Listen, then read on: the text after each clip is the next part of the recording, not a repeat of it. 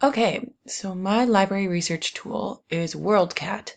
And if you go to the UNB website, the library website, this one, you actually are automatically searching WorldCat. If you scroll down to the catalog search UNB WorldCat. So it makes it pretty easy. Anyway, you have two options. You can search UNB libraries, which will only give you resources accessible through UNB, or you can search libraries worldwide. Now, this is kind of one cool thing.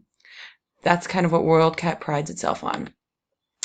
It's filled with millions, if not billions, of popular and unique items. It prides itself on being the world's most comprehensive database of information because it actually connects thousands of libraries across the world. So you are able to access different libraries' information and articles. However, you will need a membership for those libraries. WorldCat, while very comprehensive, is actually only connecting libraries, not necessarily the resources. So that's an important kind of negative associated with WorldCat, is that if you find something not at UNB, you probably need to get a library membership for that to access it. Anyway, let's see some of the benefits of WorldCat, which you probably know already if you've been searching, but I'm going to search up one author, Robert Marzano, just for ease sake. So once you search, well, you have to log in because you're going through WorldCat. I already have my password and stuff saved, although of course it's going to be slow. Okay, so it's connecting to libraries worldwide, but it will tell me right away here in green that UNB libraries own this item. And that's what's going to come up first, are resources that UNB owns. So even if you've clicked worldwide libraries, that's what's going to come up first. So this is typically what a WorldCat page looks like. You can, if you really want to, you can refine your search. You could do ebooks only, which might be important because we're all online learners. But another thing to note as well is that they do have things like videos, VHS. I don't know if you'd even have access to one to use it, but DVDs or e-videos, which is something that I find pretty cool. You can also select, if you're doing research for maybe your thesis or whatever, and it needs to be peer reviewed, you could select that as well. Anyways, I've just selected ebook. So let's take a look at one specific resource.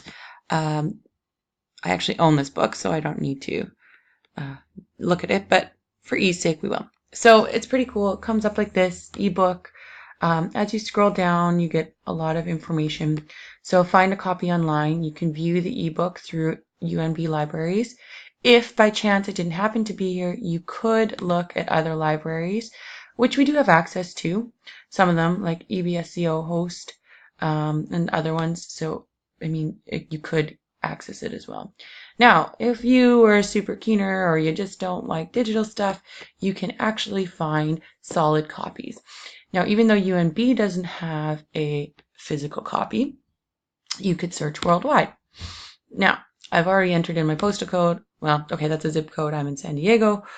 But the zip code will tell me if there are physical books nearby. Now, unfortunately, I don't have access to these libraries, but I could probably get it. So it tells me how close it is. I could find out more info about the library. But anyways, you can see that there are solid copies nearby, and you could do this anywhere in the world you are to find it. So a couple different ways to access the resource if you wanted it. Some other key pieces of information. If you really wanted to review it, you could, or you could read other resources, other reviews, sorry. I also like this section on similar items where you can click related subjects. So once I click this, you can see I already have. It'll take you to a bunch of other resources filed under the same subject.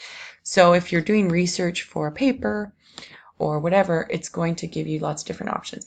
It's also up here in the corner where it says more like this. Another option you have is to chat with a librarian, where you can ask them questions live.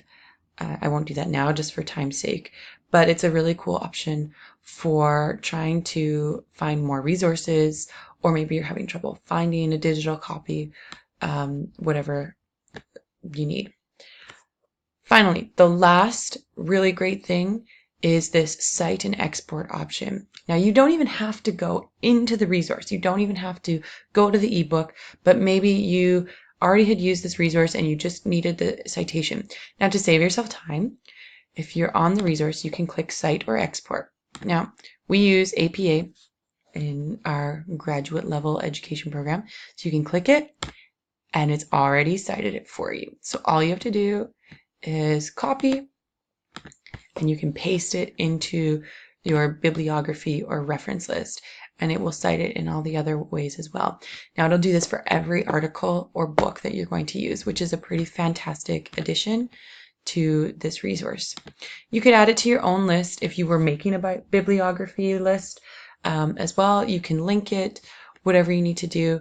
But again, WorldCat is a pretty great resource, offers you lots of options, and it doesn't just have to be through UMB, so it gives you access to millions of different places around the world.